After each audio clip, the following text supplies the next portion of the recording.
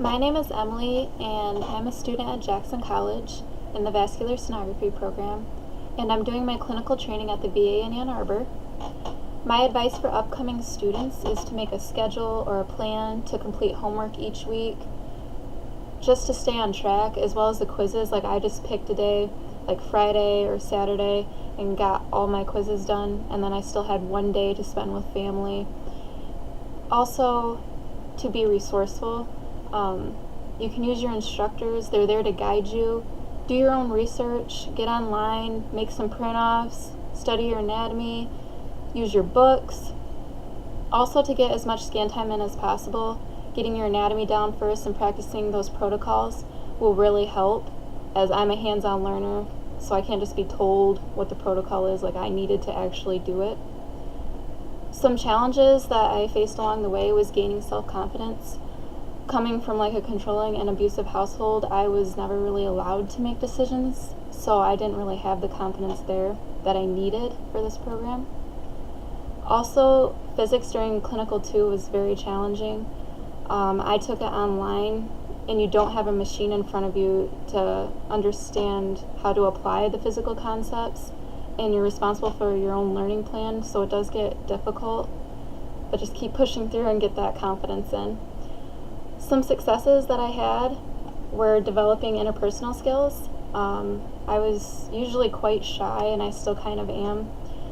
Also developing professional communicational skills, like writing reports, talking with the physicians or over the phone, talking with other technicians using professional medical terms.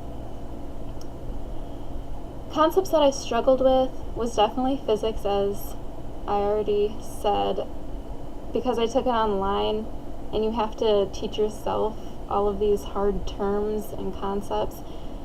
You have to develop your own learning plan, like I said before. And then writing professional reports can be difficult, as you have to use those professional communication skills that everybody can still understand.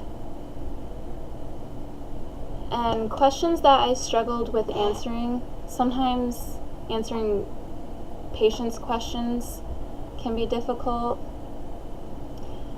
Using the right terminology without them getting overwhelmed with what you're saying can be difficult. Any physical questions, like with the concepts, I still have trouble with answering as well, as they are difficult.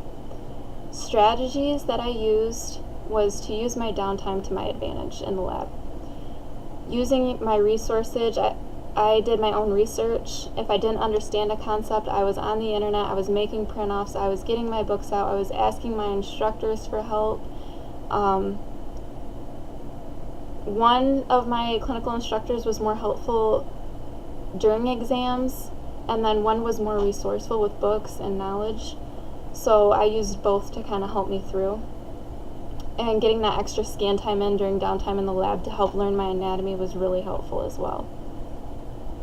Tools that worked for me, like I said, was being resourceful, doing my own research. If I didn't understand a concept, printing off all the notes in the classes really helped. To study when a computer wasn't available to me, you can still study. Open labs were very helpful to practice exams, especially exams that you don't see very often. For example, I didn't see abdominal exams very often besides AAAs. So I used Open Lab to kind of help me through with TCDs and visceral exams as well. I prepared for the registry exam using flashcards and the mock exams that were posted within the training program. I just repetitively went over that. I also bought books to help me, and my clinical instructors gave me books and DVDs to help me as well. Goals that I have achieved: I completed the SPI exam successfully using those exact ways that I just mentioned. And then also learning all these exams, like 50 plus exams in a year, can be really stressful, but having that confidence that I mentioned before will get you through it. Aspects of the program that worked for me was having those open lab opportunities, to get my hand on the probe with these exams that I had never seen very often. As well as the extra study material that was posted under each class was very helpful to further your understanding with the lesson and practice quizzing yourself before you take the quizzes. And that's all.